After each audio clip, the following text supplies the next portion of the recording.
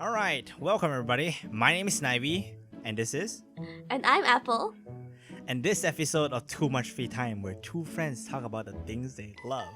We're continuing our topic discussion on musicals by Lin Manuel Miranda. This episode, we're talking about Hamilton, continuing on from last week's episode where we're talking about In the Heights for surprisingly a long time, over an hour. So this episode, we're talking about Hamilton, the major global, I believe it's global, but let's say national, all right, national hit of a Broadway musical by, again, the star, Lin Manuel Miranda. Crazy. Lin Manuel Miranda. Yeah, so 2015 was when Hamilton came out. It hit the fucking world like a truck, bro. Every freaking site was talking about it back then.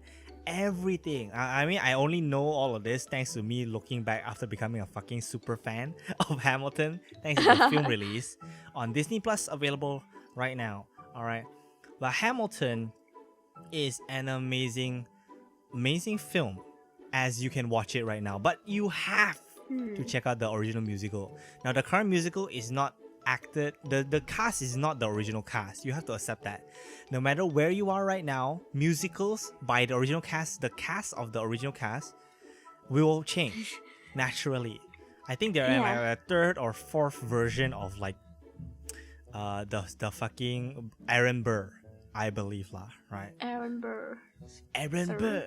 Yeah, so everybody needs to check out this. If you can, it's expensive to afford the tickets, but if you can, go watch it live. It's gonna be fucking amazing. But while for those of y'all who aren't American, we can listen to it on YouTube Music and Spotify, and also watch it on Disney Plus. So hell yeah, thanks. Hamilton's the only reason I fucking paid Disney Plus. Damn. Alright, so before we get into now, previously we established that Apple overall loves In the Heights a little more than Hamilton. I love Hamilton more. That's because I really enjoy the history and the political drama behind the characters in this musical. And every time I listen to it, something new is like, I learn something new. Not just the history, but also the actors and how they acted these characters. Before we get into that, let's talk about the timeline between In the Heights and Hamilton. So in 2002, after college, Lin Manuel, when he was still developing In the Heights, he actually was part of a freelance freestyle hip hop improvisation group called Freestyle Love Supreme, which also has Christopher Jackson as part of the group as well, right? So they have been pretty much a gang, always hanging out and fucking freestyle rapping. I saw like an example on like YouTube before where they're literally rapping about random stuff that the people there suggested as topics. So that's why they call Freestyle Love Supreme, right? So I think the catchphrase whenever they sing is like Freestyle Love Supreme. They do it like that. So they actually have a series on like whichever streaming platform, but I can't watch it because I don't have it. I think it was like Hulu or something. Hulu. Stupid. Yeah, Hulu. Fuck you, Hulu. Yeah. There's actually no Hulu where we're from. Huh? There's no Hulu here. You can't get Hulu here. Officially, yes. Yeah. But we can use a VPN. Too bad we're not sponsored. Anyway, okay. At this time, Lin Manuel Miranda continued to develop In the Heights. This was during like between 2002 and 2008. In the Heights opened off Broadway in February 2007, ran until July with Lin Manuel as Snivy. It won a lot of awards, to be honest. So the original cast recording, the recorded version that's on YouTube Music and Spotify, actually won Grammys.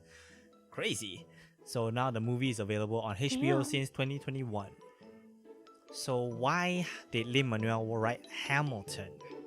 While Lin Manuel was on vacation after the Broadway run of In the Heights, in 2008 he read a book about the US founding father Alexander Hamilton. The biography was written by Ron Chernow and told Hamilton's life story. Lin was inspired by Hamilton's life from his difficult childhood on the Caribbean island to his move to New York and the part he played in the American Revolution, eventually becoming the US Secretary of the Treasury.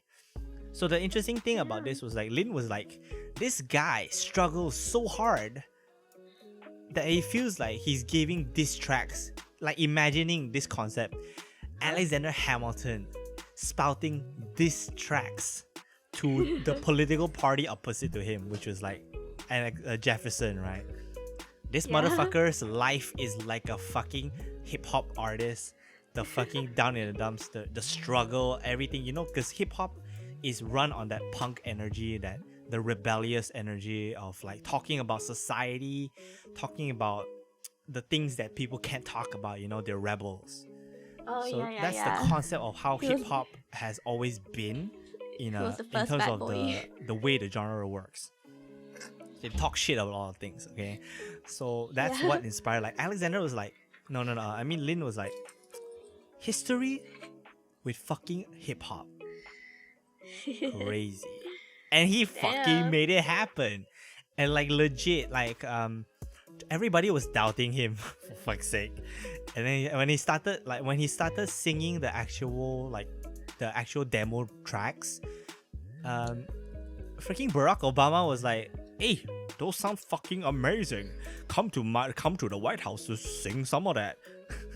She did. Yeah. He went. Yeah, he did. Like, he did. Holy shit. That Lin Manuel Miranda is such a good lad. He's. I'm just trying to make a Obama impression. Obama impression. Oh my somebody God. talk to me about Hamilton. Hamilton is fucking amazing, man. Like it really does. Like Hamilton's story is a story full of ups and downs. Now every human is not perfect. And Hamilton's story is 100% not perfect. He has been a fucking piece of shit before, alright? But He owned slaves. hey, I mean, all of them owned slaves back in the day. Please. So don't complain about slavery when that was pretty much how they had to do things back in the day. But Still, kinda. but Alexander Hamilton's story of how he helped found the nation that is America, how he started a two-party system in America, how he went through after the Reynolds pamphlet and everything was amazing. I love it. Like the first time watching it with everybody on Discord, right? It didn't register to me. I was blanking out for half of the film, to be honest. I was noticing so many visual details, but the working lyrics and the song wasn't registering in my head.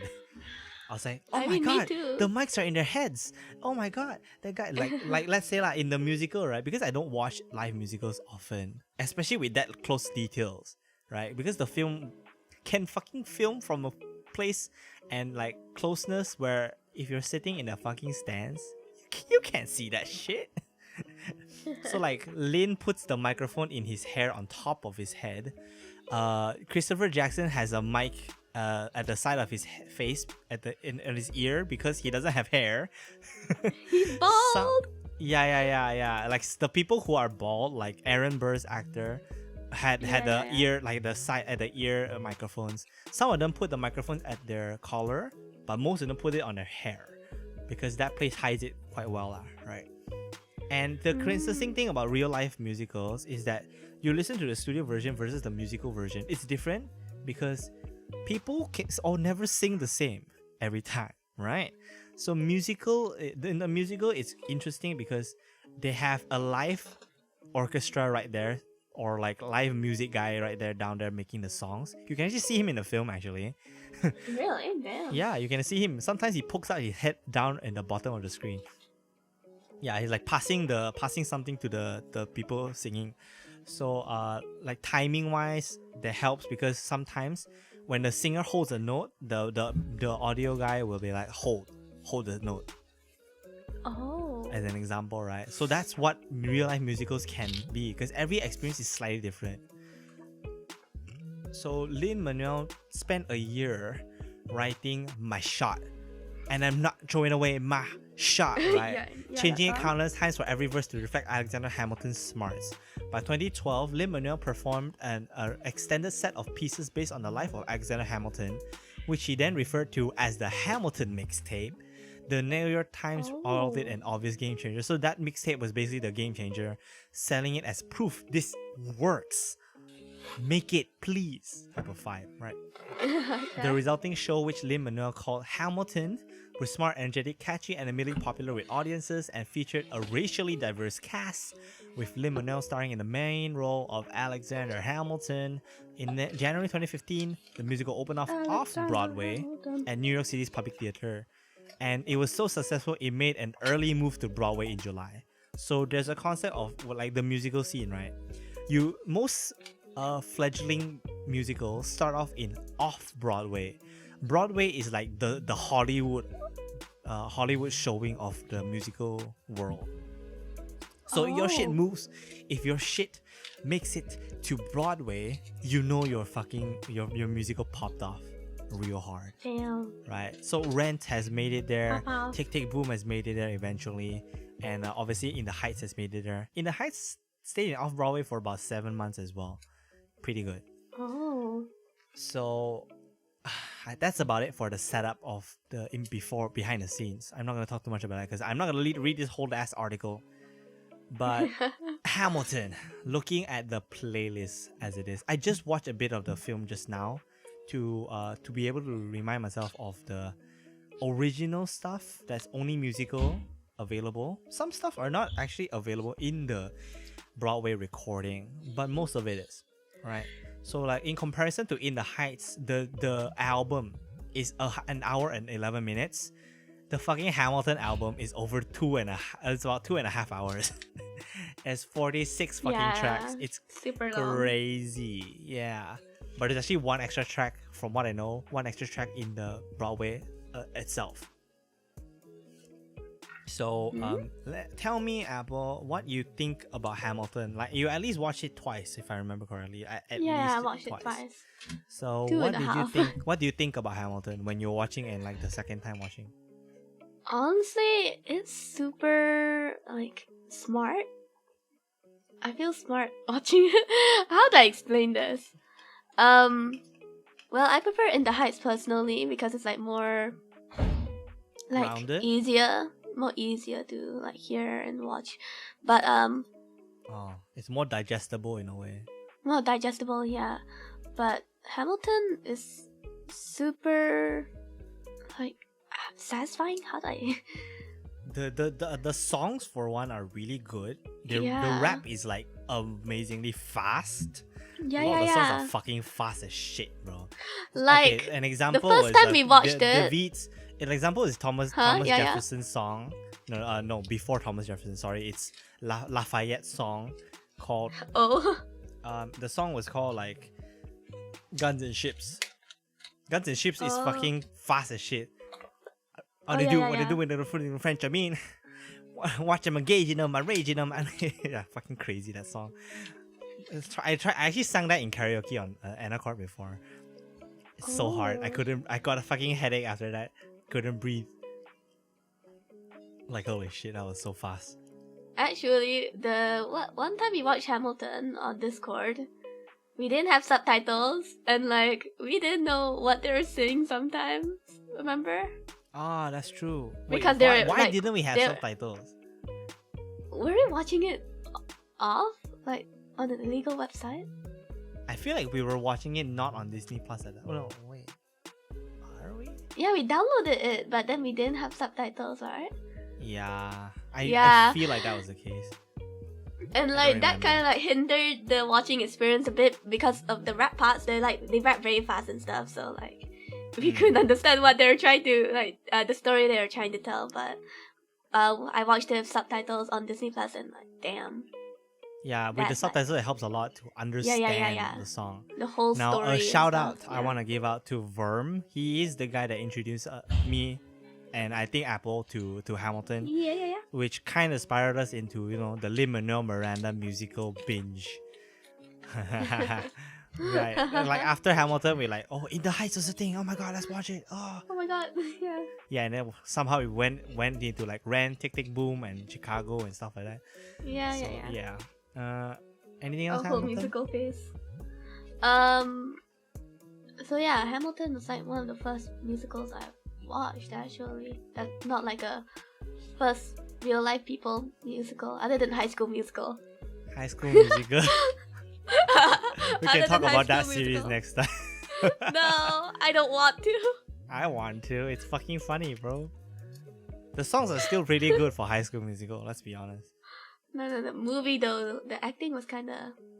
Hey, they're teens. All of them are young actors at the time. Graham crackers. No, that was Camp Rock. I mean. Oh, Camp Rock No. is the same. No, Camp Rock is more cringe, actually. Original musicals are fucking cringe low key, but very fucking good watches when you're young. High School Musical is still kind. High School Musical, the series is still kind of cringe.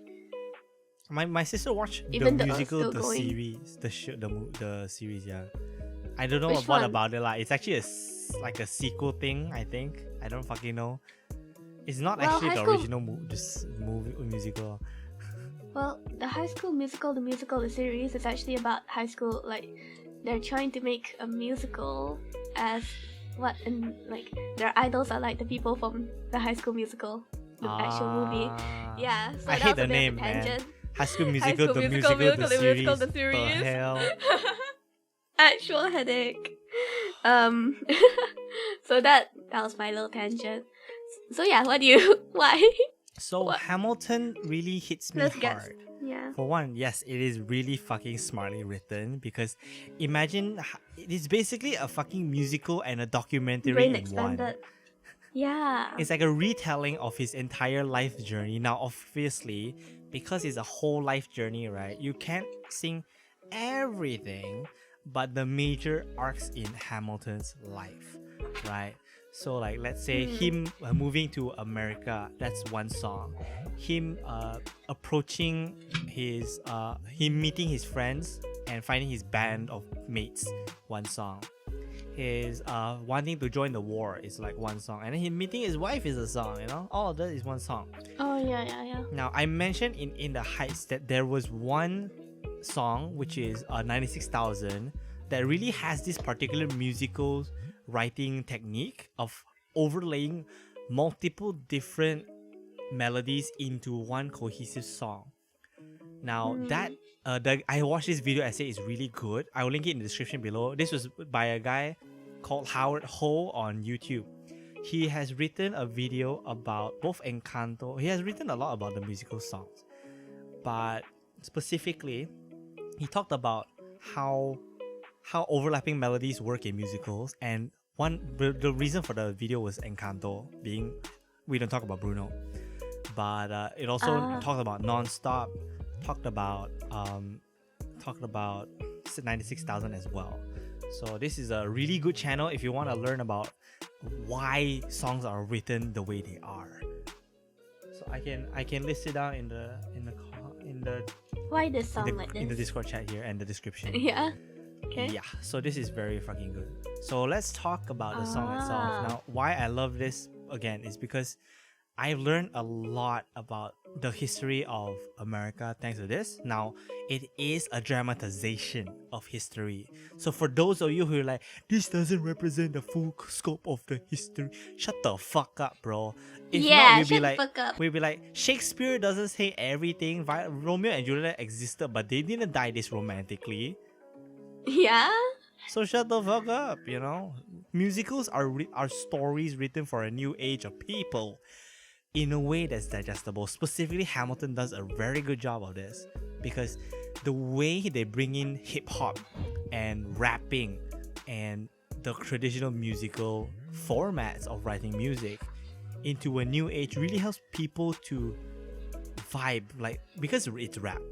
They can put so many words in one fucking song. So their stories are told. This pretty much the whole fucking like musical is fully told in song. In the Heights wasn't fully told in song. Yeah. I can tell you, Hamilton, every line, almost every fucking line was sung. Okay, we'll start off with the first track. Alexander Hamilton.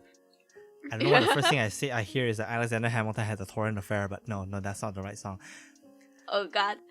But yeah, Alexander Hamilton. Alexander Hamilton. I am Alexander Hamilton. And a million things I didn't done. Just you wait. just you. So Alexander Hamilton, the first song in the album is about Alexander telling his story before this story starts. His home back in the fucking Caribbean was hit by a hurricane.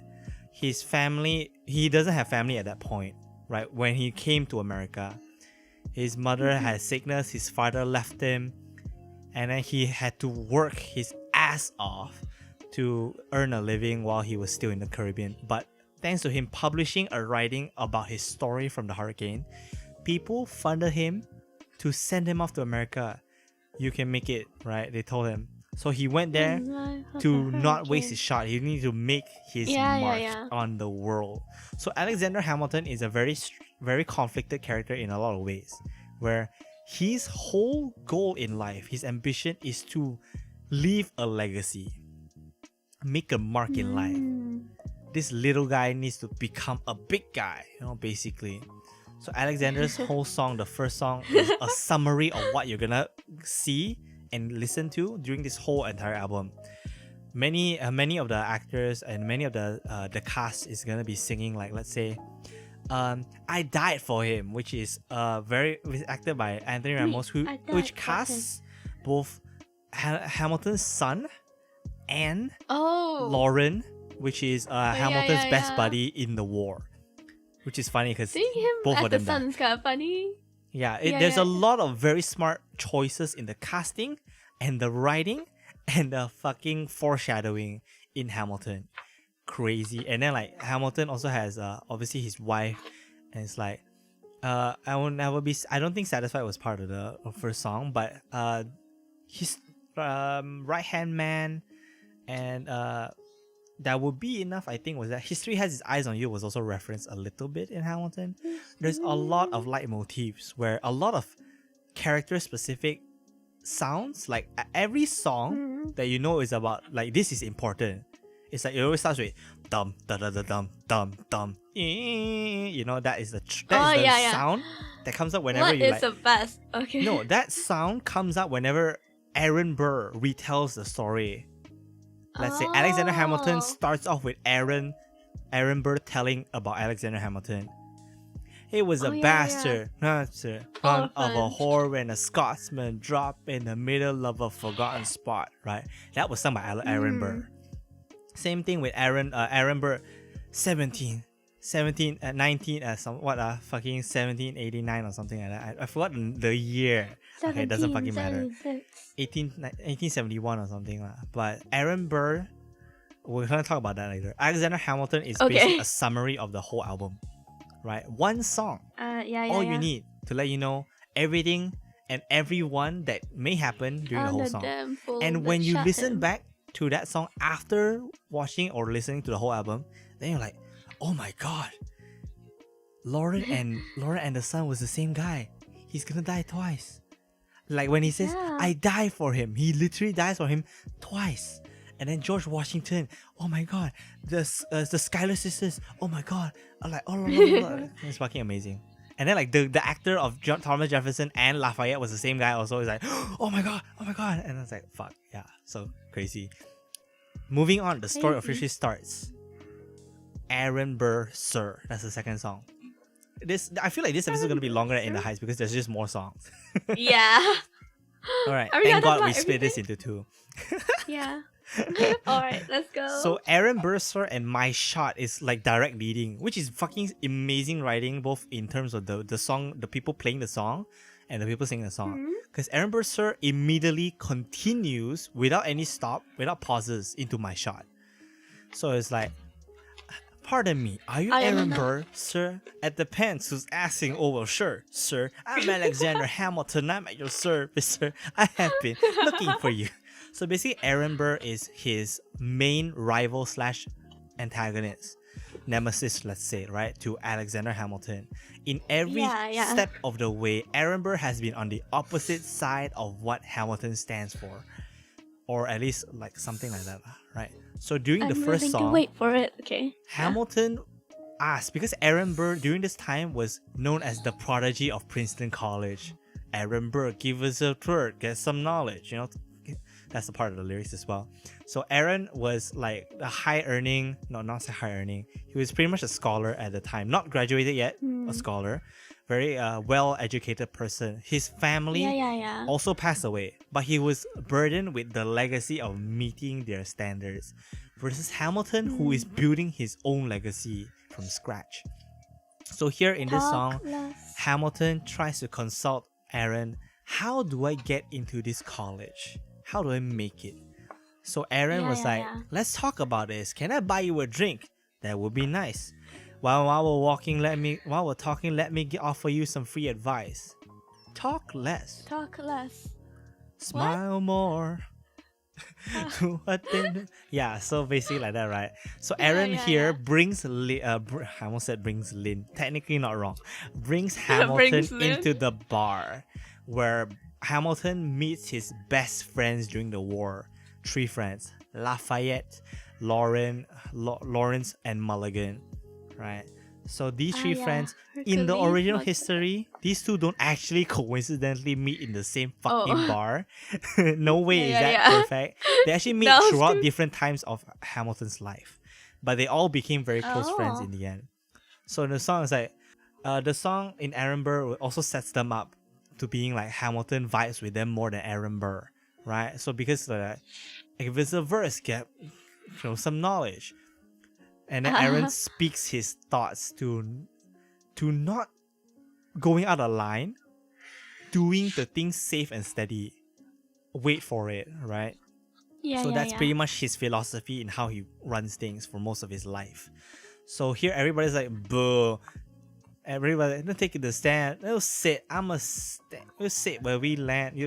Basically, I don't remember the full lyrics because there's a lot of lyrics in this fucking album.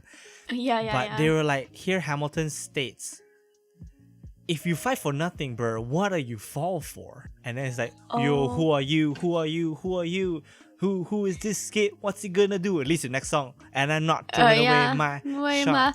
My shot literally starts with that line. And I'm not throwing away my shot. I know I'm just like my country. I'm young, scrappy, and hungry. Then I'm not throwing away my shot. It's fucking amazing. My shot was the first written song for the whole album. And you can tell it actually hasn't changed too much since the beta version. It's fucking amazing. But you have... I actually prefer it with Aaron Burr, sir, because he leads into it so well. You technically don't need Aaron Burr, sir, but My Shot alone is a really good standing on telling you why Alexander Hamilton does what he does. He doesn't want to throw away his shot. He wants his shot. He wants to make a mark, and he wants to fight in the war to make his mark, which leads into the story of the night. The story of the night is like the aftermath, the second round party of the party, except for Aaron Burr, of Mulligan, Lawrence, and Lafayette, right? With Hamilton. The story. It's like, you'll tell the story of tonight. So basically, the meaning is that the people will tell the story of tonight, where we all decide, meet up, fight in a war. We will make history, basically. Yeah. And an interesting thing about this song is that there's actually a second version of this new song written where they merged this song with a song from another musical. I forgot the actual song, which is available on YouTube. You can check it out. Like, it's also called like The Story of the Night, but something else. Where Dear Evan Hansen. Dear Evan Hansen. Yeah, Dear Evan Hansen and The Story of the Night merged together in one song. It's actually a really, really good song. Sung by Lin and also the main like cast. I don't remember who the one that's singing from the Dear Evan Hansen side, but Lin was there singing also. Because the story of the night still resonates to this day, because today people still want to leave their stories. Makes a lot of sense. All right, next song. So Story of the Night is also the gang's like leitmotif as well, where anything that references the gang together is the story of the night. Next one, the Skylar Sisters. One of my favorite songs.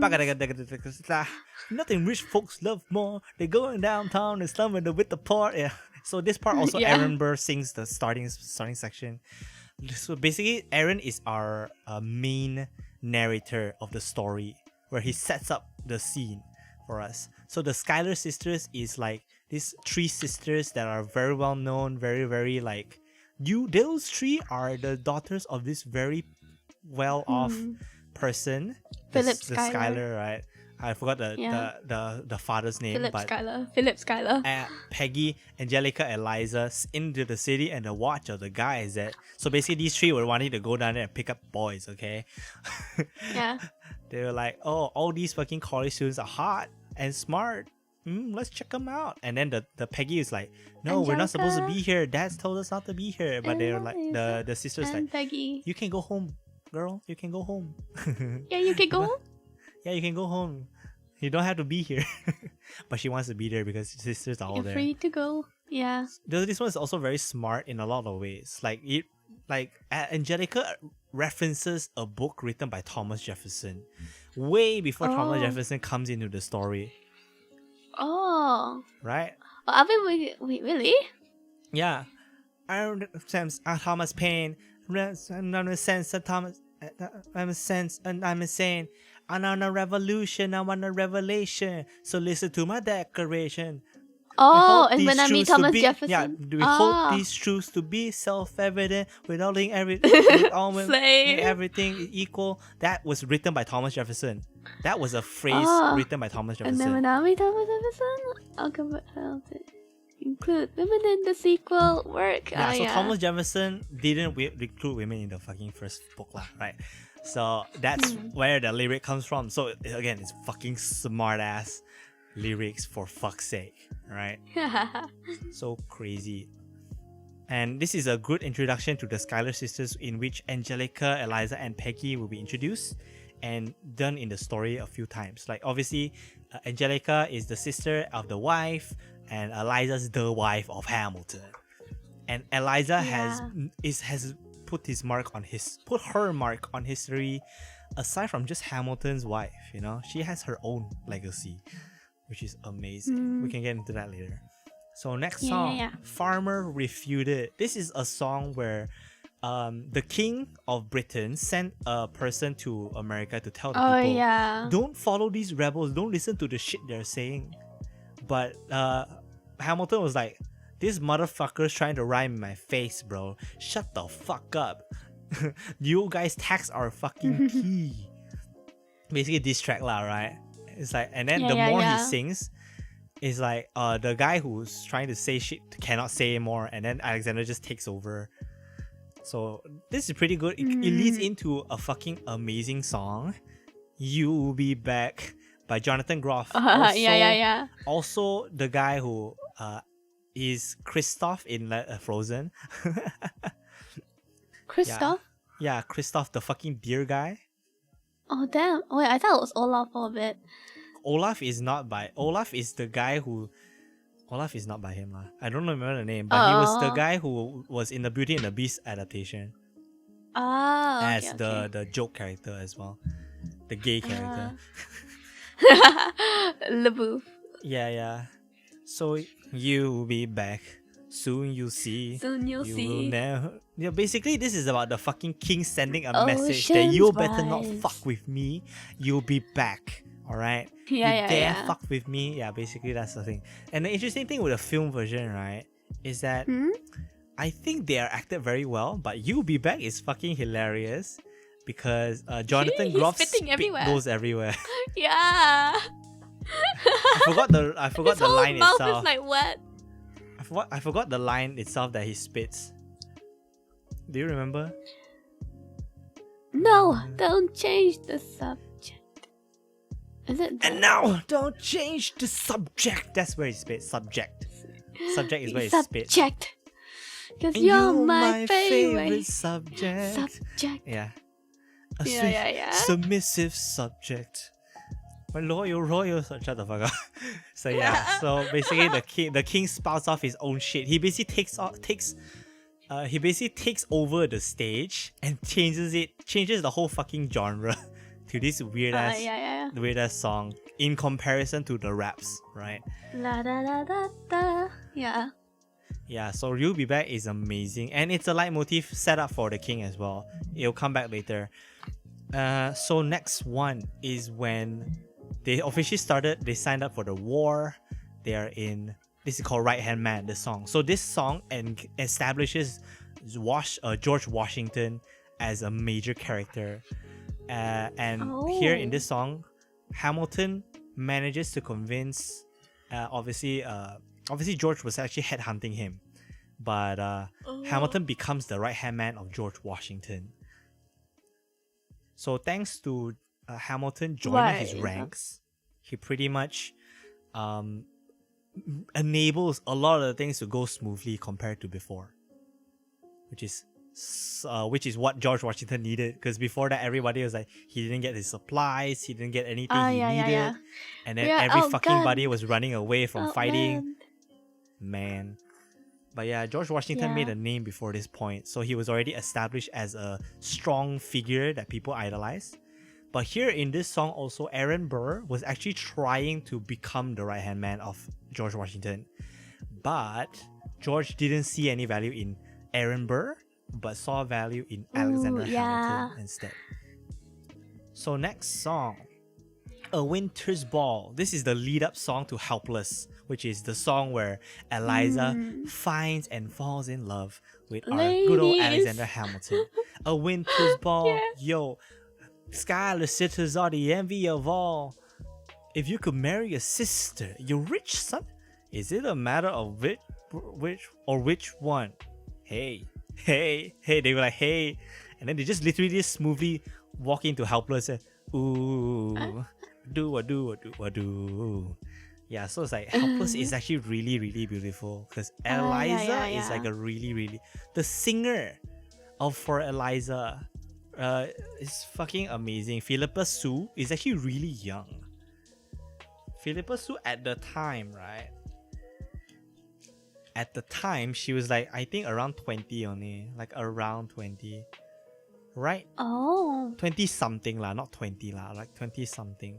She's actually 9 years older than me. Right now she's 32. But 2015. Damn. Yeah, she's pretty young. Not that bad. Yeah, when in 2015 she would be 25, I think. Pretty young, to be honest. If I was in a hit Broadway musical when I was 25, I'd be fucking crazy. Popping off, you'll be popping off. Yeah, but I don't want to be a singer, so yeah. So Helpless it has a few notes in the song.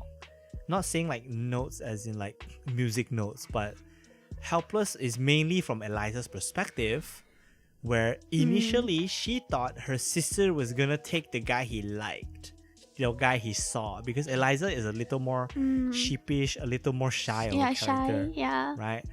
But obviously Angelica brought her over knowing that Eliza should be with him instead of her with Hamilton. Yeah. Which leads into Satisfied, right? Satisfied comes from Angelica's perspective.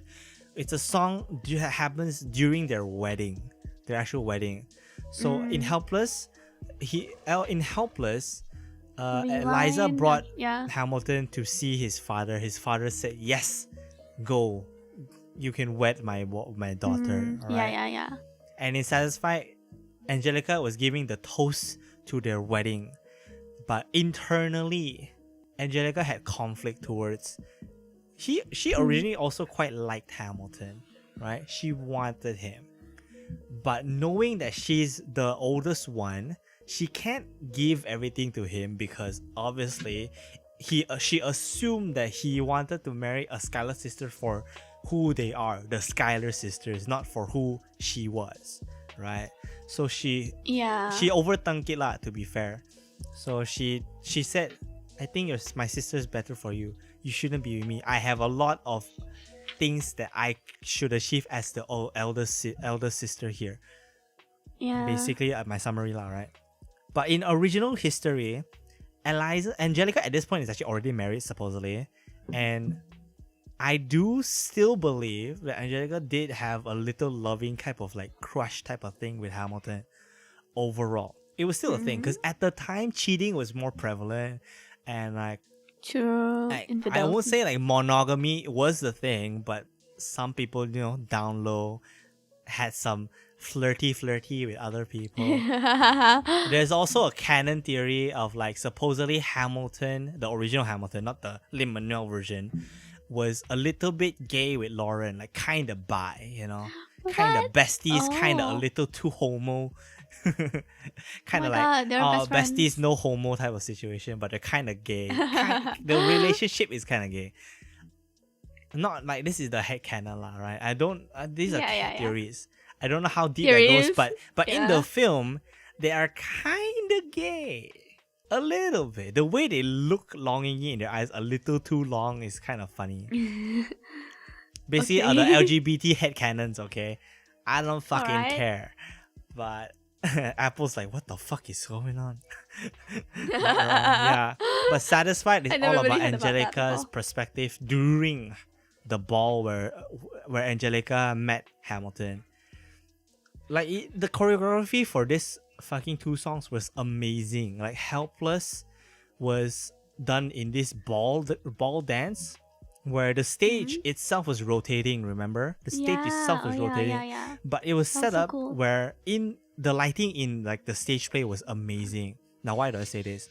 In Helpless, Eliza and Hamilton were shunned on lights. Lights were spotlight shining on them. Angelica was actually lined up in the middle between Hamilton and Eliza in Helpless, but she was not shunned with a spotlight, so people didn't pay her much attention. In Satisfied, instead, the light was shunned on all three of them, but the main light was on Angelica, showing that she was actually stuck in between, noticing that those two and Eliza had a thing for him, went over there, even though she wanted to like hook up with him. He instead decided to bring her over to Eliza. Now, also during this whole time, she was very much internally turmoil about this whole thing, right?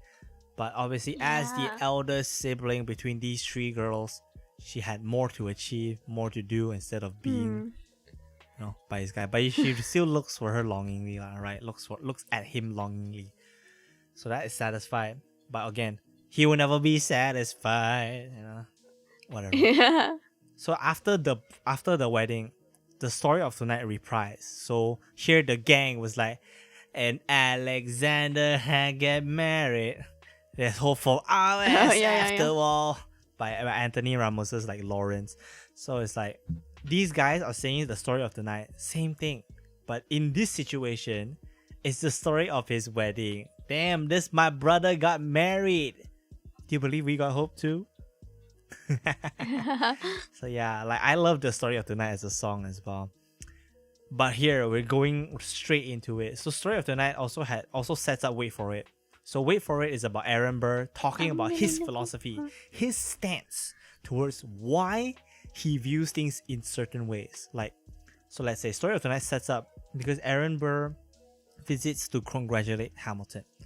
So here Hamilton is like, yo, leave us alone. We'll talk with Aaron Burr by himself.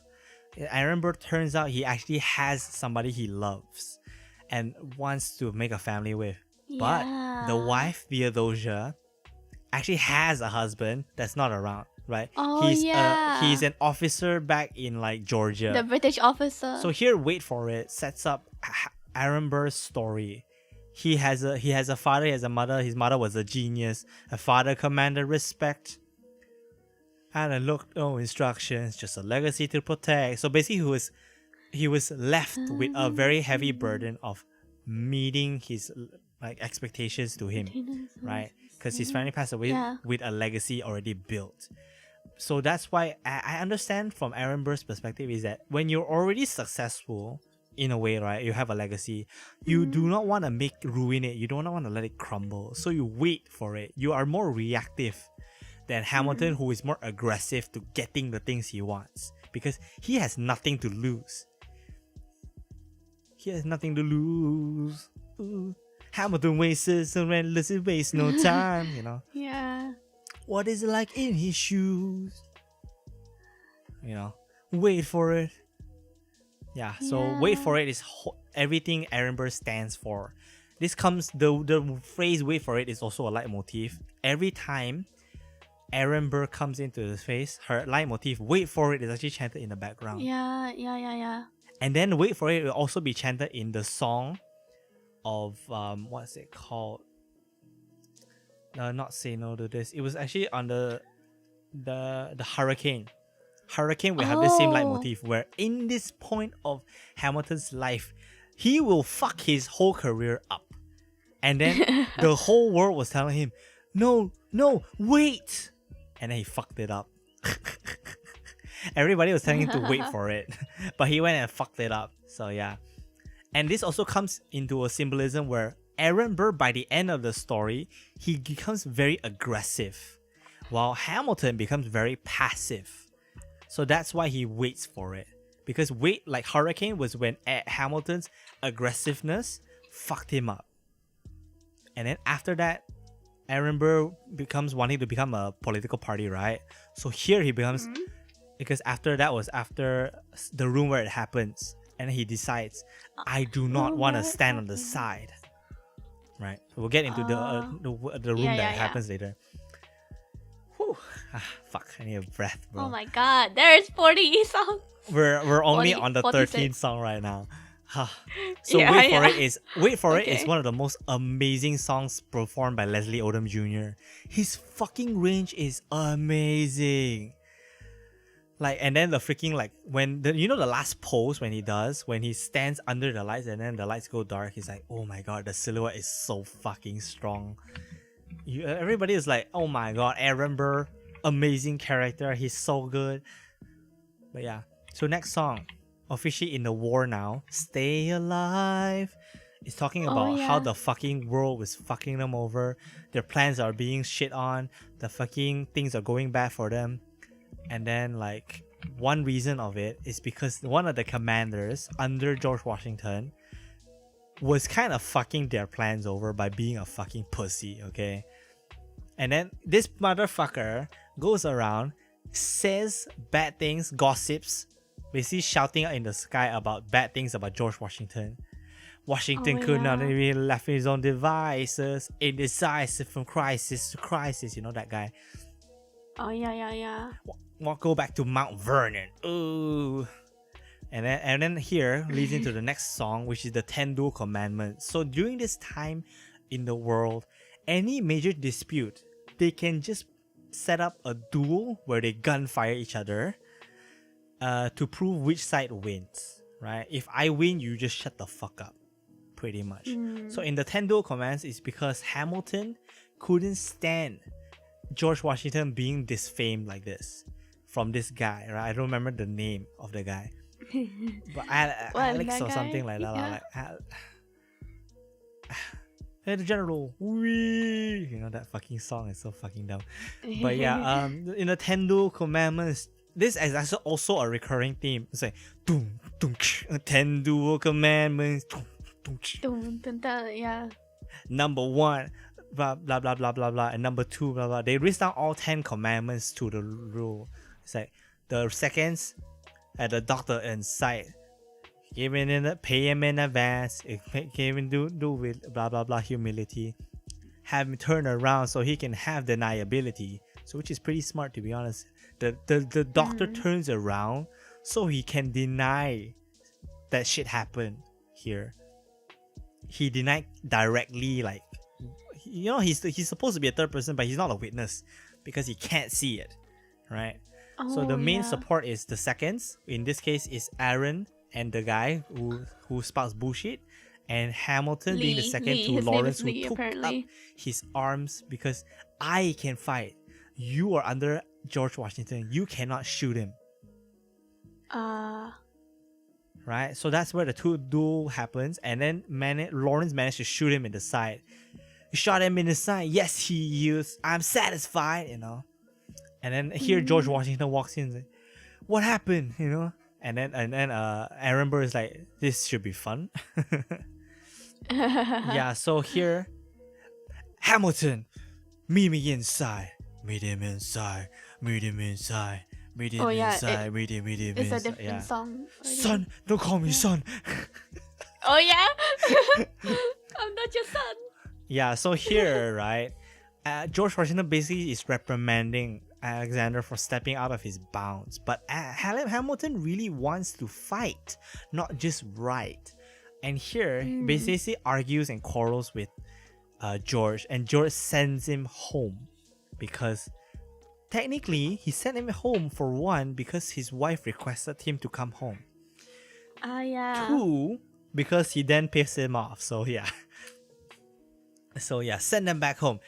Go home, Alexander. This is an order from your commander. Wow, like I'm telling you, Christopher Jackson did so well in this. Like, holy shit. So fucking strong. And call me son one more time. Call me son one more time. Go home, Alexander. And literally, like, you done fucking fucked up, bro. In the film, right? I just watched it just now before this recording. It's like, in the film, Hamilton is like, oh shit, I fucked up. Those eyes were like saying everything. And like, send him home. And then immediately transitions, because on the other side of the stage, Eliza and the seat was actually there. And then the spotlight shined to blue. They turned from yellow. And then when he said, go home, Alexander, the light on Hamilton goes to black. Like, before that was like one side was orangey and the other side was a key light. And then it goes to dark. It becomes a moody scene. Oh. It's like, oh fuck, I fucked up. The emotions are really sold by the lighting as well. And then when you go home, look around at how lucky we are to be alive right now. Eliza, you should have told me a month ago. I don't need to send you home. I'm not sorry. Eliza's so sassy, bro. Yeah. Yeah, so in this point, right, Alexander was in his low point. I don't know why I'm fighting. I want to fight a legacy, but the guy is not letting me fight. But here, Eliza consoles him, telling him, you don't need a legacy. You don't need a legacy. You don't need money.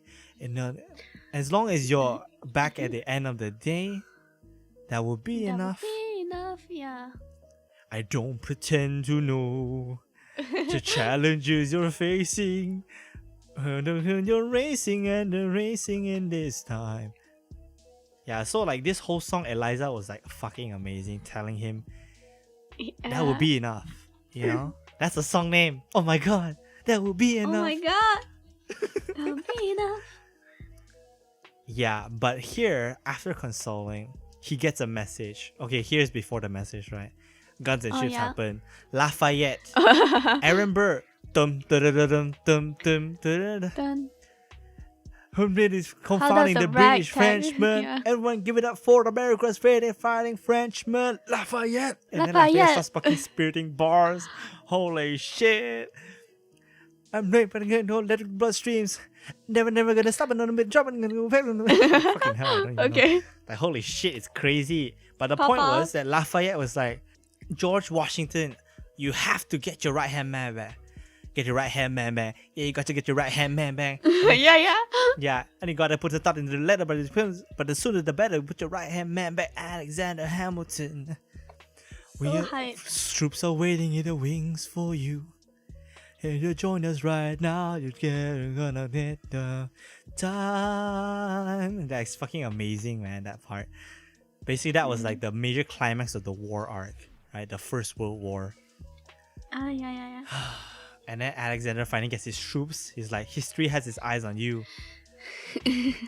No, but that was Yorktown lah. History has its eyes on you is the part where, and you join us right now, you're never gonna get your time. That's history has its eyes on you.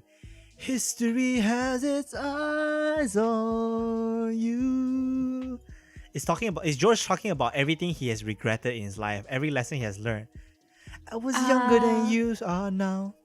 When I was young and dream of glory, there was no control. Who lives, who dies, who tells your story. I have made every mistake. Yeah, so basically he's telling him before he started going to the war actively. Everything I've learned. That's why I didn't want you to fight. But we need you to fight now, so fight. So the next song is Fight. Battle of Yorktown, 1781. Monsieur Hamilton, Monsieur Lafayette. You're back where you belong. How you say no sweat? So like Hamilton, we get immigrants, we get the job done.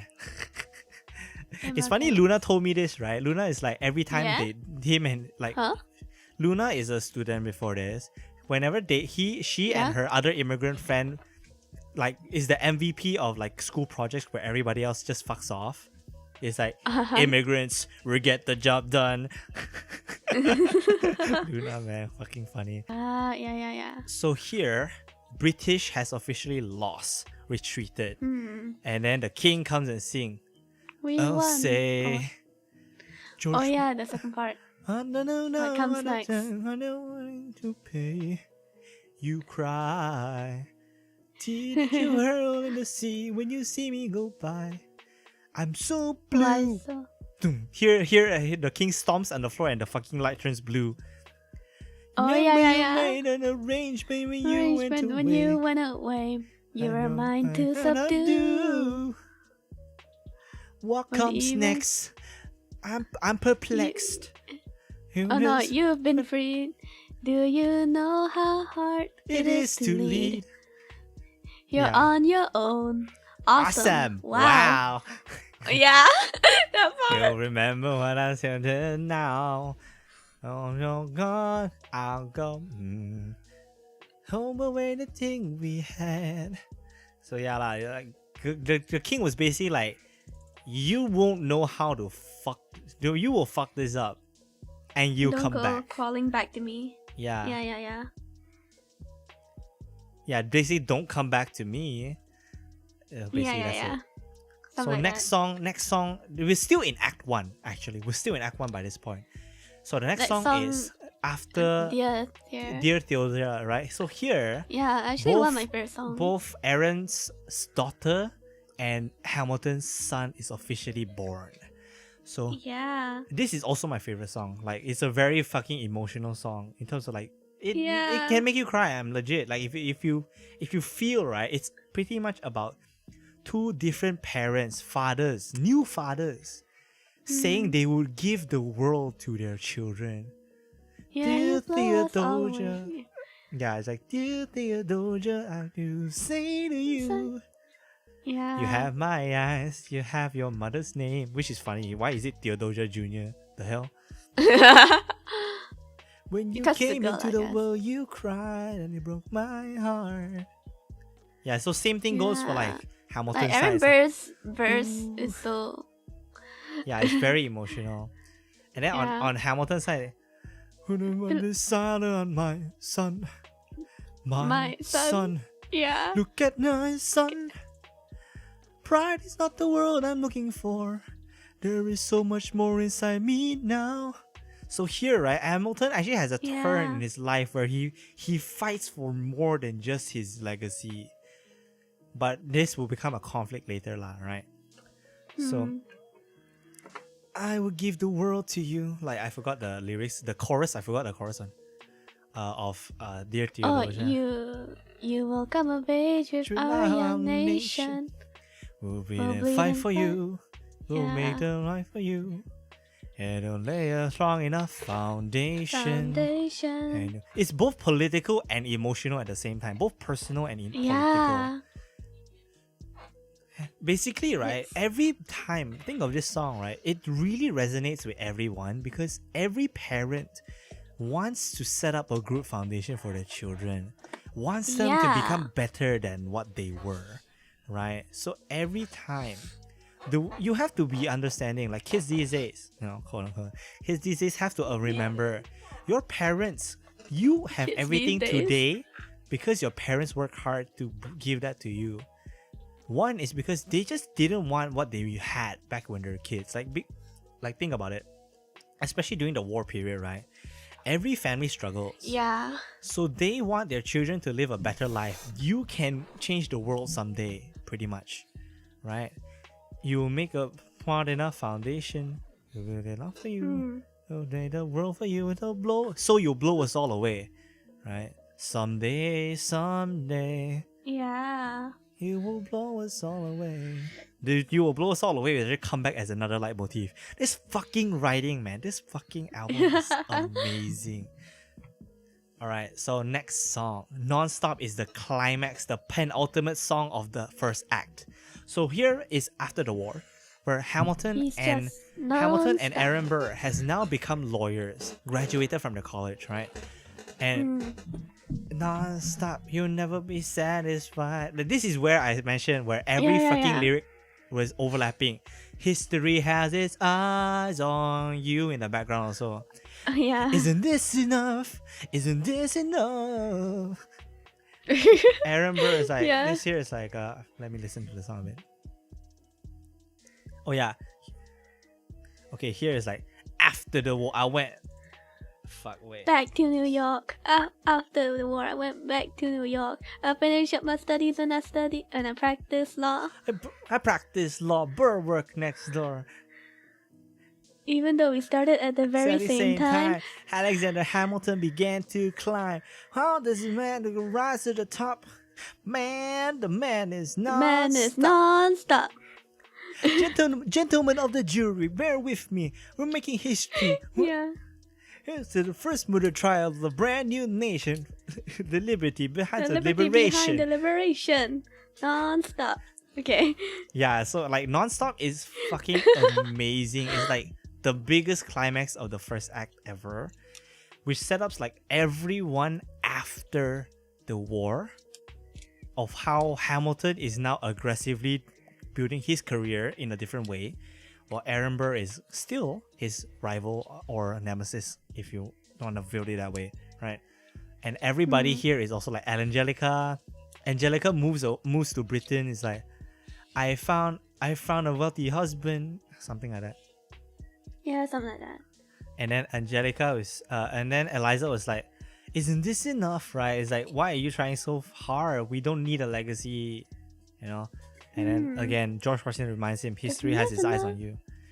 Yeah. So Non-Stop, listen to the song. It's so good. Now, second act begins. This is the act where we decide our first president and the establishment of the two-party system.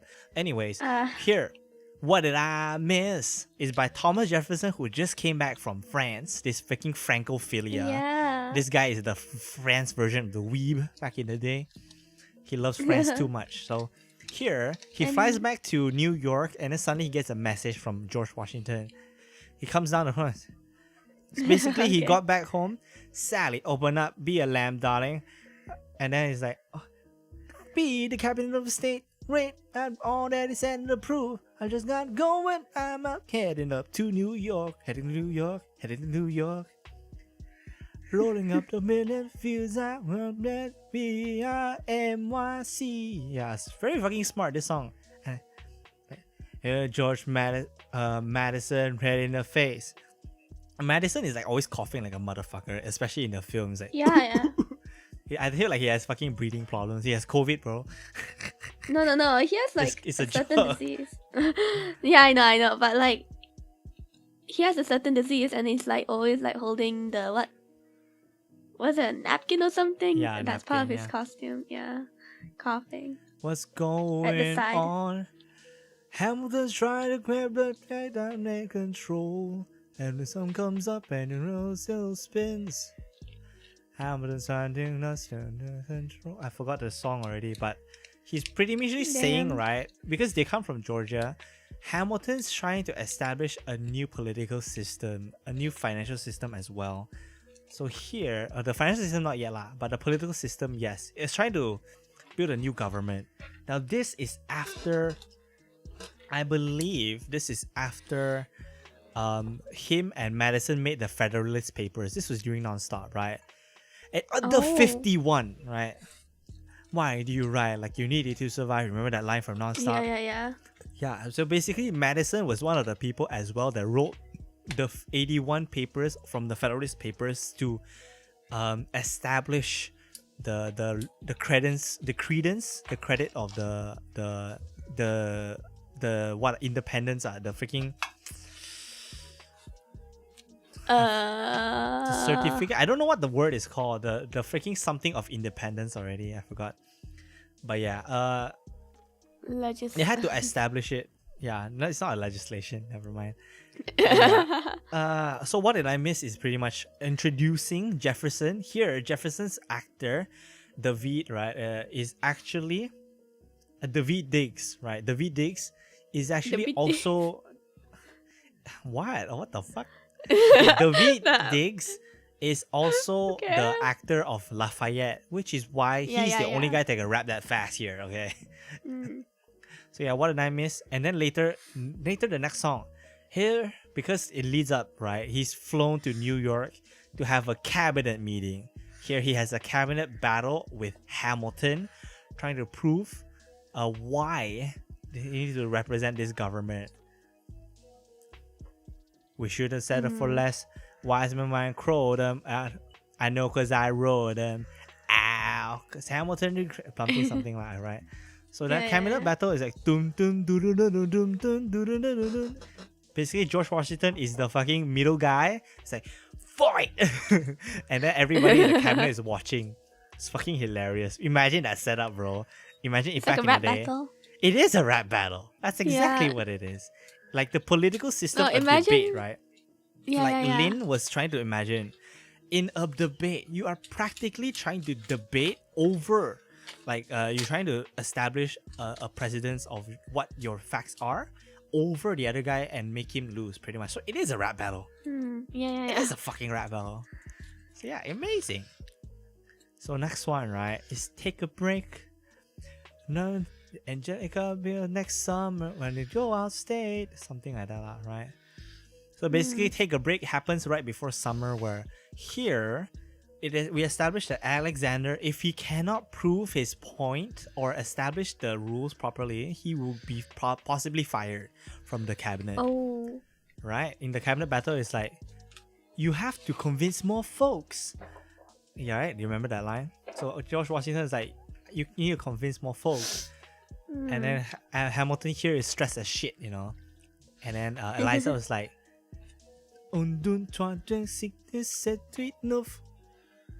good, you know, with a freaking sun. Oh with his yeah, sun, right? the sun.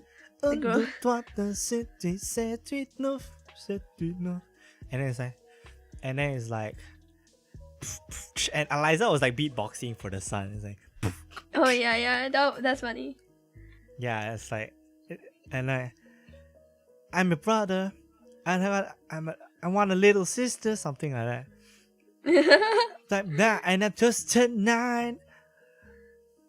Can't rip rhymes and they're just like mine. Whoa, and it'll be great. Here in heaven, let's go upstairs.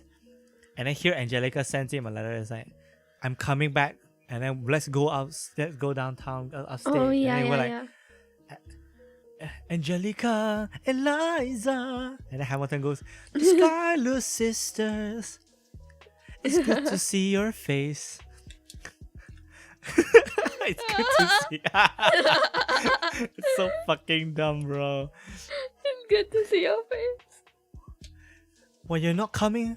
I'm not here. No, that's not it. That's not the wrong song. I was almost say I'm not here for you. That's not the right song. So basically here the struggle is that Alexander cannot really leave his position. He needs to figure this out. So he decides to not go to the summer home with his family and stays in his fucking home in New York City. So what happens next? And a fucking hoe comes to his house. Yeah, a fucking hoe comes to his house. Yeah. Lord, I don't wanna say no to this. How I wanna say no to this. And the body just right. It's like, I cannot say no to this fucking body. And then next thing you know, right? James Reynolds, and then it's like put him down on the luck. Cause that's my wife you decided to Yeah. So basically he put out a ransom. You need to pay my ass or you will miss this wife's ass. Or I will be telling your wife. Holy shit. And then he just kept on going. What the fuck? Stop sexing. Lord, show me how to say no to this when my body's looking helpless. And then the girl, right? The girl here is actually played by Peggy's actor. In this timeline, Peggy actually already passed. And also she doesn't have any part, so makes sense. Whoa, hi. Just pay him, you can have me. You can say, you can stay. Show me how to say no. It's literally Sex the song. No. So here he fucked up, right? So after knowing that he fucked up, he tried to make something happen. But so here he calls Thomas Jefferson and James Madison to sign something up, to make something happen, which is to establish an actual bank or something like that, right? So here Aaron Burr is like, let me listen to the song for a second. Mr. Secretary, Mr. Burr, sir, have you heard of the good old General Mercer? No. So here, like, Hamilton and Burr is like catching up for a bit, and then it's like something happening over dinner, you know. Dun dun dun dun dun dun. Dun. Thomas says Alexander something like, right. Basically, like Thomas made the I arranged the venue, the seating, but the room where it happens, the room where it happens. Yeah, so basically the point was that Aaron was representing the people here, right? We don't know what's going on behind the scenes. Is it because of political pressure? Did George Washington push you to do this? Did you just need to make something happen? Is that why you're behind closed doors with these people? They basically shook their hands, they made something happen, right? So basically here the reason was Jefferson gave Hamilton his votes in agreement to that Hamilton gives him something else. That I don't 100% remember the reason, but here is like Hamilton. No. Hamilton gave his votes to Jefferson, if I remember correctly, so that Jefferson technically won the argument, if I'm not mistaken. Yes. So here, Jefferson gets the votes. Somebody comment in the comments below, like, who gave who votes. I forgot already. But basically, Hamilton needed to sway. Oh yeah, I feel like it makes more sense that Jefferson gave him his votes, so that Hamilton didn't get fired from the cabinet and can keep his job and establish a new bank or something like that, right? So that's the song. So the room where that happens is the point where Aaron Burr is like, I'm no more. I do not want to just wait for it anymore. I need to make shit happen. Because he's been missing out. Hamilton was like, you got, and I got what I got. Right? He's been like telling Aaron like, stick into the spot. You don't get what you get if you just stay there. Right? Yeah. That's what the message was during the song. I forgot the song lyrics because it's like, I've been going through 27 songs. But yeah, so the rumor happens was when he made his turning point. He wants to be the aggressor now.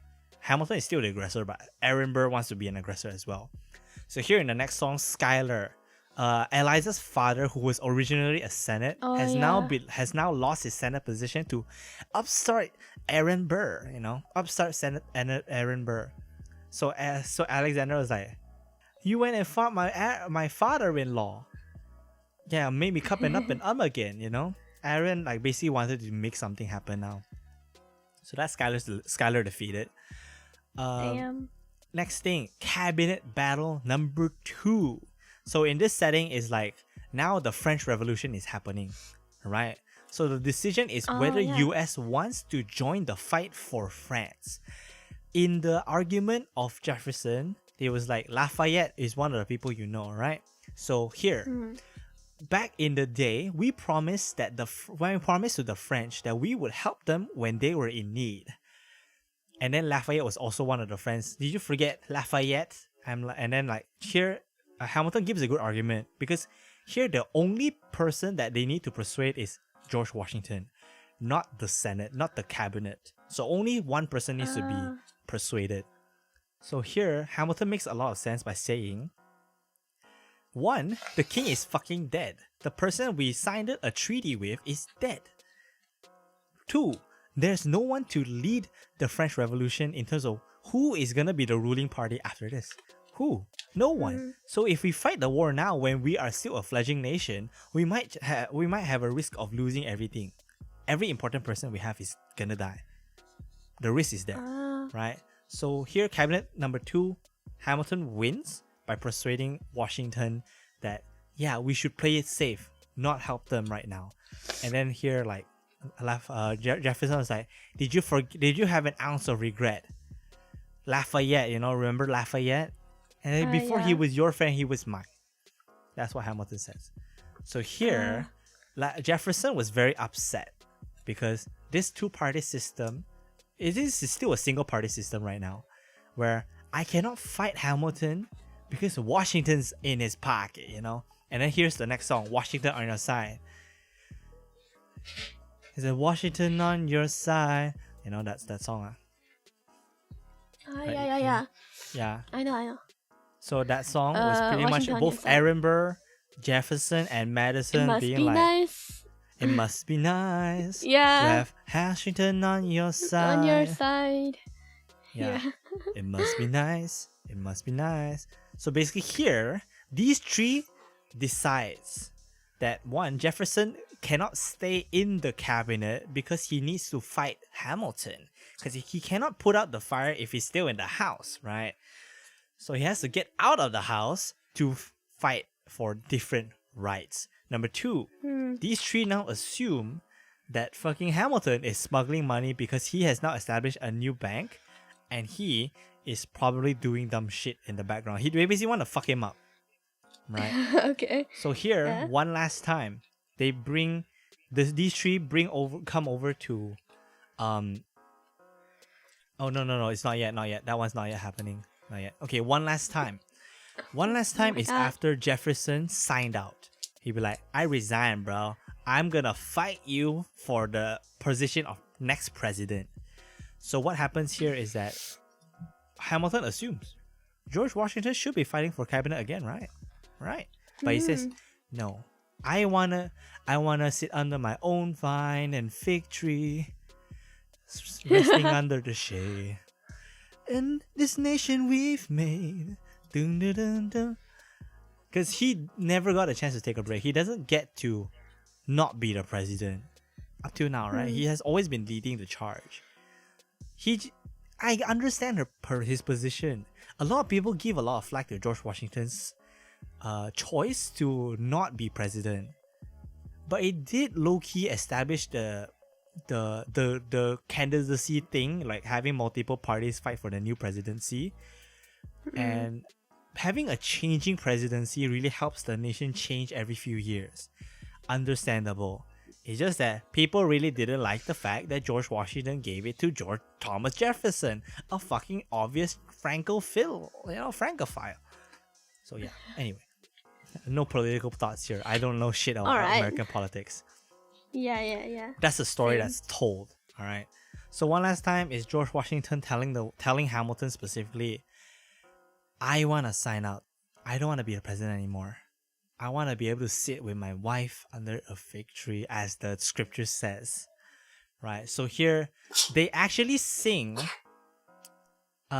here Hamilton paraphrases George Washington's actual lines, his quote-unquote eulogy or his will to sign off as president, right? It's actually, they're actually reading out loud the actual scripture written by George Washington here. Oh. In history, this actually was written down. And here, Lin Manuel managed to put it into the fucking song. Crazy. Damn. Fucking amazing. Alright. So next thing, the next president that came is John Adams. Oh yeah. But John Adams wasn't.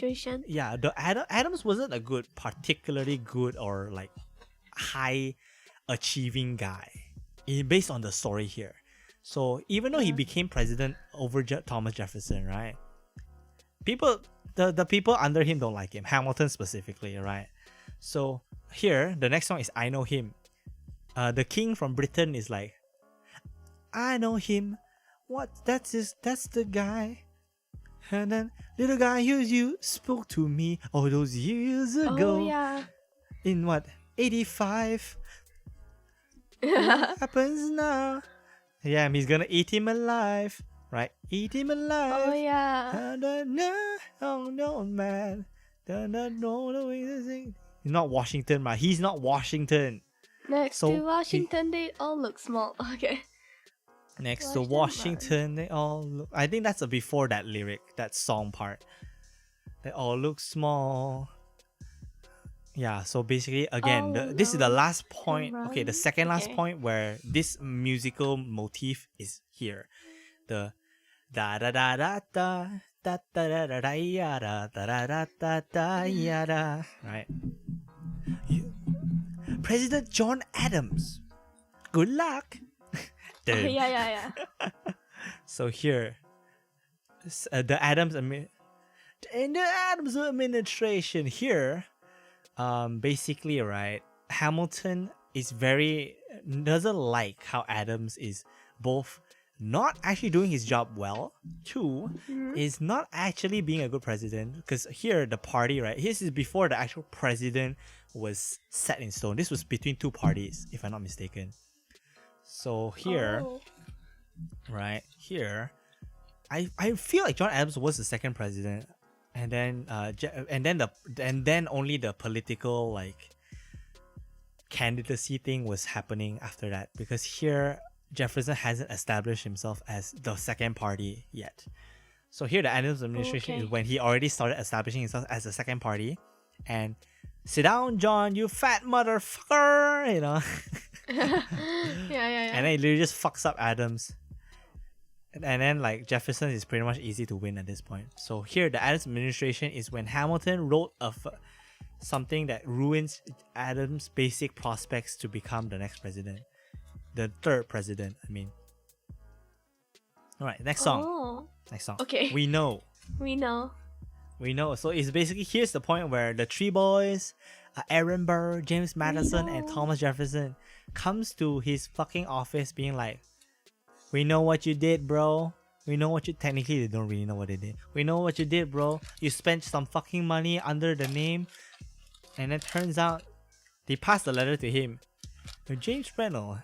And I was like, put them down on their luck. This is was my wife you decided to fuck, you know. No, here, Thomas Jefferson goes like, what? Not fuck, you know, it's what? Oh, yeah. Because Aaron Burr was reading the line. It was my wife you decided to, and then Thomas Jefferson goes like, what? It must be nice to have Washington on your side. And then here Hamilton's, you're like, you don't know a shit. You don't know shit, bro. It was there, like every single cent was spent out of my pocket and not the government's pocket. So here, Aaron, they're like, what's the closing music like line in the back? When people don't know what they know, right? I feel like that was the line. When the room where it happens, right? Yeah, this shit will stay here, alright? Nobody's gonna tell anybody else about this stuff. So that's the line, right? So next thing was that here, Hamilton told us, Aaron, how can I make sure that you will not use this against me when we fight toe to toe next time? Aaron Burr is just like, the people won't know what they know. Oh, they just don't know. You don't know anything. So like here, Alexander becomes really anxious, like very nervous, like they can't fuck me up if I tell everybody myself. He's an idiot. So here's where I say like Hurricane. Basically here Hurricane, right? He tells himself, I have written myself out of every conundrum I have been in. I have written myself out of the hurricane. He is now in the eye of the hurricane. of the turning point of his life. Oh yeah. And the eye In of the the eye of the hurricane, I was hurricane. quiet for just a moment. He was talking inside. So like here he recalls how he got to this point. And then here the song is like, wait for it. Hundred and hours I can see. History has its eyes on you. And then all the fucking leitmotifs come back. It's like, oh my god. And then it's like, wait for it, wait. Boom, doo doo doo. The Reynolds pamphlet. Doo doo doo doo. Have you read this? Alexander Hamilton had a torrent affair, and he wrote it down right there. Highlights. Alexander Hamilton. And you'll never gonna be president now. Never gonna be president. There's one last thing to worry about. There's one last thing to worry about. The fucking king is dancing in the background. Everybody was dancing. And the interesting thing during this part, right, that I also didn't mention during Satisfied, was that here, the camera in the film was on top of everybody. It was a top-down cut, where the whole stage was rotating. So here, again, from the hurricane, Alexander is stuck in the hurricane, and now he is literally in the hurricane, where everybody around him is fucking him up, bro, for the choice he made. He made the Reynolds pamphlet, and now everybody knows his fucking thing that happened. So everybody was like, damn. Like some people were throwing all the fucking papers everywhere. It's like, have you read this, Alexander Hamilton? You know. But this happened during Satisfied as well earlier. When Satisfied, they had this incredible way of presenting the reverse into Angelica's thoughts. With Winter's Ball is like, hey, they were actually dancing into the fucking scene. They were actually rewind. Right? Remember Satisfied? They actually rewind, right? So it's like, helpless. Yeah, so they all like freaking like rewind into the scene. From a top-down scene, Angelica was actually rewinding. Everybody was actually doing a reverse version of the dance they did in Helpless. So that was fucking amazing. Oh, that's so cool. Yeah. So that's like the way the dance choreography also did happen. Oh fuck, I'm so out of breath. My god. Next is Burn. 1.5 hours already. Shit. Okay. Here, we're almost done. Only like 10 songs left. Yeah. So next song is Let's go. Burn by Eliza. One of my favorite songs. After knowing what happened, because obviously Hamilton went and wrote it to everybody, told everybody he had sex in their bed, So it's like, basically here, Eliza feels very betrayed. Wants to burn every bit of history they have made together, their love letters and everything. And then like Eliza is like, I'm not here for you. And in his mind and it won't every time. That was the Reynolds pamphlet lah. But here Burn is like Eliza is just singing another burn. You probably know the song better than me lah, to be honest. Yeah. I listened to there's a version of it on YouTube where they have, what is it? Let me search it up.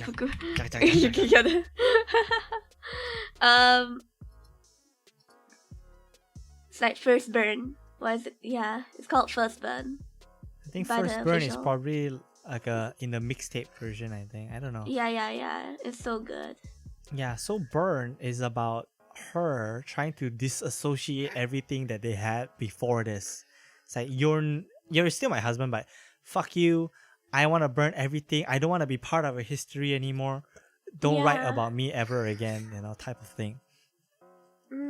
Right, next one. Burn is a very emotional song. He literally burns a paper that is designed to last the whole song, like the song itself. The paper is made by a special material that, when put on fire, it will only burn for as long as they need to. So very, very interesting, right? So by the time it's like, burn, like, and then it ends and then the fire is gone already. Dun, dun, dun, dun, dun, dun, dun, dun, dun, dun. Wait, that's not this song. Never mind. Next song. Step in my direction. Next song is the third act. The third act. Time skip da. Oh my Blow Us All God. Away by this is sung by the freaking son of Hamilton, right? The Hamilton Jr., let's call him, okay? I forgot his actual name, the character. But Hamilton Jr. so it starts like Philip. So this is a reference. A lot of this is the reference to previously on Dear Theodosia and also Alexander Hamilton. There's a lot of leitmotifs brought back from that. Oh.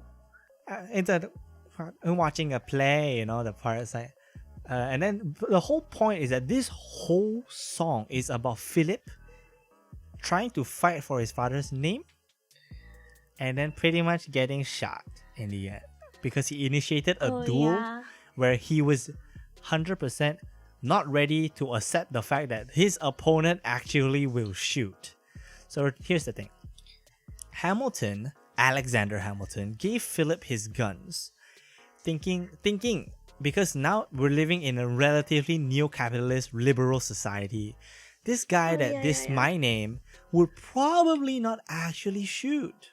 He assumes. He tells Philip to just straight up shoot to the sky. Don't shoot at him specifically. So Philip listened to his father's words, shot to the sky, but the fucker across the street did not listen, did not do the same. He fucking shot him in the side. Ha ha ha ha. So here the doctor is like, he's dying. Alright, he's dying. So next song, Stay Alive. Where's my son? Where's my son? And then the song, we're here for you. No, not that. Eliza will say, stay alive. Pretty much, right? We're both like, I know. You did everything just right. Oh, who did this? Pretty much. The Stay Alive reprise is pretty much just like them mourning for the dying son, which is very sad. Yes. So next song. I'm laughing. Bruh. Okay. So next song, right? It's Quiet Uptown. It's after the death of Philip Hamilton. Alexander Hamilton decides to reconciliate with his wife, saying, let's go uptown. It's quiet uptown. And then here it also like has some leitmotifs from Helpless and obviously like previously Burn, where like Burn also had that like slight melody a little bit. It's quiet uptown. I do the thing you know. The challenges you're facing. That came from That Will Be Enough, right? Erasing and erasing in your mind. But I'm not afraid. I know who I marry. Oh. And at the end of the day. Oh no, I have the church version stuck in my head. Yeah. I will be enough. It's quiet uptown. Forgiveness. Can you imagine? Forgiveness. So fucking funny. Angelica was like, forgiveness. Okay, next song. 1800s, the election. The election. So here, Madison is like, can we get back to politics? Yeah, can we get back to politics? Alright, so here, the election of 1800s is versus not Hamilton. It's from Jefferson versus someone else. I forgot who exactly. But here Hamilton gives his vouch, right? Jefferson wants to win the presidency. I think he's fighting John Adams or someone else, right? But here, Jefferson is trying to... fighting Aaron Burr, right? So the election of 1800s, Aaron Burr was trying to be the next president against Jefferson. So Aaron Burr is trying to be the guy. He's like the guy who could be able to have a beer with him, the type of guy that you can like hang out with, that type of president candidate, right? So obviously Jefferson's more opinionated, more firm with his beliefs, while the world, right, doesn't really know what Aaron believes in. So that's where Hamilton comes in, being like, I vouch for Jefferson. If you vote for Jefferson, at least you will 100% know where he stands on, and if you like it, you know. right? Aaron Burr, you don't even know what he really wants. He doesn't really say. He doesn't have a side, right? Aaron Burr, that's the flaw of his character. It's just that he will do what it takes to get something, but not against the side that he doesn't like, right? So that's pretty much how it is, lah. He will fight. Doesn't fight for you, lah. Fight for himself, lah. So yeah. Okay, next one. Oh my god. Your obedient servant. So this is the song where Aaron Burr is like, Hamilton, you fucking supported your ex-enemy to fight against me? Bitch, hell nah. And then it's time to sign this treaty. It's like, you duel right now.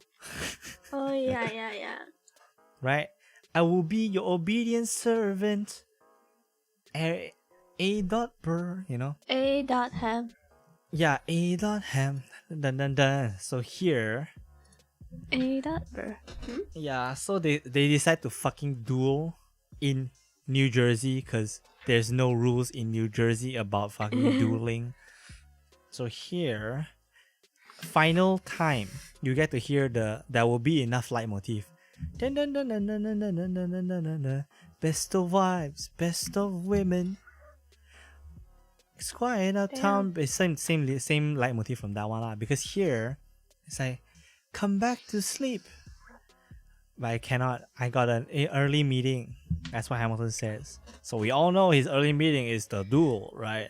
So here, this would end up being the last time Eliza would talk to her husband ever. Sad, right? So next one, The World Was Wide Enough. It's a very symbolic song about these two, this whole story. Aaron Burr versus Hamilton. They are much more similar than you think. They just have very different stances in how they want to leave their mark for the next generation. Yeah. So here, their next generation are both kind of fucked up in the sense that Doja Jr. eventually gets lost at sea. Literally, Burr doesn't get to find her daughter ever again. He also loses his wife, the Theodosia the first, right? And here, Hamilton obviously loses his son. So they are actually very similar in a lot of ways in history. Not saying in the story here, but the main thing about this is that again the 10 Commandments, the 10 dual commandments leitmotif comes back. Doom, doom, the 10 dual commandments. Number 1, blah blah blah blah, and number 2, blah blah blah. So here, they spin around. But the one thing is just that Hamilton during this song, right before they shot, Hamilton had a rewind moment, thinking of everything he has done, his legacy, how far he has gone, and how determined he is to not actually shoot him. He's shooting the sky, just like how he told Philip. So here, right when Aaron notices he was about to do the worst thing ever, which is shoot Hamilton, it's like, wait! It's like, here Hamilton is like dying, recurring everything in his life. So here Aaron was like, the world was wide enough for the two of us. This duel did not need to happen. Yeah. So that's the message of the song, right? By the end of this fucking podcast episode, my brain is dying, so I can't recur most of the song. Brain at is this turning to point. mush. Yeah, my brain has a headache. I don't have enough fucking oxygen now. Okay, Apple, can you help breathe. say about The last one. the last song? Who lives, who dies, who tells your story? Basically, that's the title of the last song of Hamilton, numbers 46. So basically, they're just like, I'm so bad at explaining stuff. You're just like, huh. Okay, so I caught my breath. Here, Nice. Who lives, who dies, who tells your story is coming as a eulogy from Eliza's perspective, where this is a recall, right? She is basically telling, you have done enough, Hamilton. You can rest now. I will tell the people your story. So Eliza makes it her life goal to tell everyone and make a history of Hamilton's story so that it doesn't get lost. And Hamilton has always been an orphan. We know that. Eliza has made the Hamilton orphanage to establish something in which if Hamilton had this, he would have been having a better life. Eliza was pretty much in this storyline, right? And even in real life, a very, very compassionate person. She has done so much for the world after her husband has passed away. She is the most philanthropic. She has like done so much for so many people. And even till the end, she still was very young and chipper even at 80 years old. From my stories I've heard, where she traveled to meet her son across across like the whole country, and by herself. She was traveling the whole country by herself at 80 years old. Damn. Fucking amazing. So she was still able to tell the stories of like her children, her husband, stuff like that. So amazingly said. This whole thing was like a summary. It's pretty much the counterpart to Alexander Hamilton, the first track, where George Washington also tells the story. But this time, Lin Manuel Miranda, supposedly this is based on the stage play. The concept is, Lin Manuel has changed his costume here. He is not Alexander Hamilton here. He is now Lin Manuel Miranda, telling the story that Eliza has passed down to the book that Lin has read, and he has written this tribute to Eliza and Hamilton. Oh my god. So when you see the final shot where Lin is on stage, he's actually wearing a conductor's costume. He has conducted and directed this musical to tell this story. Who lives, who dies, who tells your story. So it's amazing. And then the interpretation at the end, right, is where Lin holds Eliza's arm, brings him to the front of the stage, and shows her something. Whatever it is up to your interpretation. It's like this, because Eliza in the end, like, you know, right? It's like screams, right? It's like, what did she see? That's your interpretation. So fucking amazing. To me, Hamilton has so many fucking layers. He has more layers than a fucking layer cake, bro. Holy shit. Every song has so many references to itself and other things and the people and the fucking actors and the cast and the fucking director. Okay. So that's why I like Hamilton a fucking lot. And also, the raps are fucking fun to sing. Alright? Imagine me at work doing this physical labor and then like, I can listen to a fucking album that is like 2.5 hours long. It's amazing. Alright. I am dying this episode. Holy shit. We have went through 3 hours of fucking podcast recording. Anything else about Hamilton you want to share, Apple? Your thoughts? Which is your favorite song? Oh, my favorite song? Holy shit, that's so hard. You actually didn't say which is our favorite songs from the In the Heights portion as well. But yeah, you say Hamilton. Can you think of like a few songs that you really, really love? For me, I would 100% say it is Dear Theodosia, number 1. Ooh, number 1, okay. It's 1. I'm not ranking it. It's one of it. The ranking's hard. Alexander Hamilton is definitely one of my favorite ones. Along with like basically the first 3 songs, Alexander, Edinburgh, and My Shot is like consecutive. They just work for me. But I wouldn't say like I can't decide within which one out of these 3 are the one I want to put in my number 2, right? And then the last one, where the one that I really like is obviously Non-Stop. Between Non-Stop and The Room Where It Happens, the fucking Edinburgh songs are amazing, like come on. But yeah, I'm just gonna say 3 main ones. What about you? Honestly, my favorites are Dear Theodosia, definitely one of it. Burn. Yeah, and I actually really like Satisfied a lot. Yeah, because you will never be satisfied. True. To be fair, it's very hard to decide 3 tracks out of 46. 46. 46, yes. And say no to this. Oh. So in the heights, you got a favorite? Ooh, we're talking in the heights now. Yeah, just Let a me- favorite track because we didn't mention this one. I really My like favorite is Passenger probably Effect. 96,000. Your most favorite?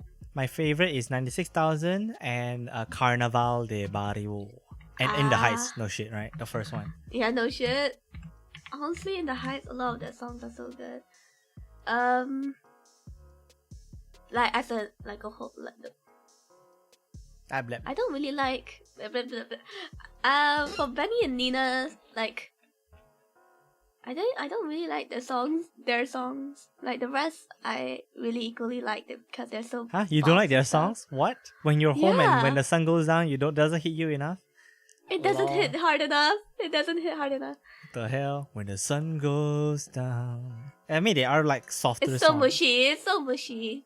Maybe But that's why. exactly. Hey, the funny thing is, right? One thing about that one, for those of you who came from In the Heights, the episode, Like at the least with podcast episode- champagne. No, wait, At least with champagne. Wait, Yeah, here's yeah. an out of musical reference.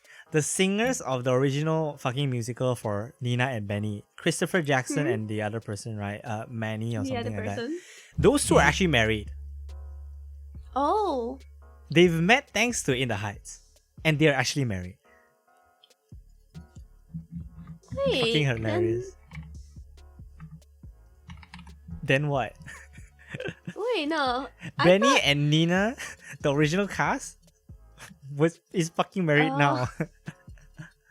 Like amazing. No, wait. I thought Christopher Jackson's wife was also Peggy. I feel like that was Peggy, yeah. Oh, really? Damn. Let Okay, me what do check you the know? original name. It should be because I know those two are married. No, it's Mandy Gonzalez. Yeah. Oh, okay. No, I know this specifically because in their reunion concert for In the Heights, right? Mhm. Those two, everybody like the wife and the husbands, come sing your song now, you know? They say that explicitly. Ah. So yeah, anyway, which one's your favorite song from this one? You said you didn't like those two songs as much. Yeah, because at least the champagne I can laugh at Snivy. Bruh. You laugh at their suffering. Yeah. Well, I really like Heights. Carnaval de Barrio, In the Heights. What else? Breathe? You don't like Breathe? It won't be long now? It's alright. It's aight. The club. I like the club actually. Vanessa. Vanessa, come. And then the next one, Vanessa. Yeah, Anyway. it's so samba. Yeah. And yeah, Going my back favorite has to to be my most favorite have to be Paciencia y Fe though. Paciencia y fe. Yeah, it's like very It's amazing. The vocals for that woman is so Yeah. amazing. that old Okay, woman. so for those of you, I did mention earlier about like the guy who did a video essay on breaking down the melodies from these musicals. You have to check out Howard Ho in the description. He done Howard Ho.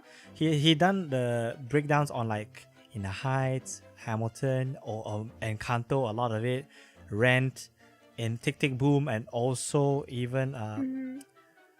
dun dun dun dun dun dun dun dun dun dun dun dun dun dun. I forgot that one, right? I forgot the America, America.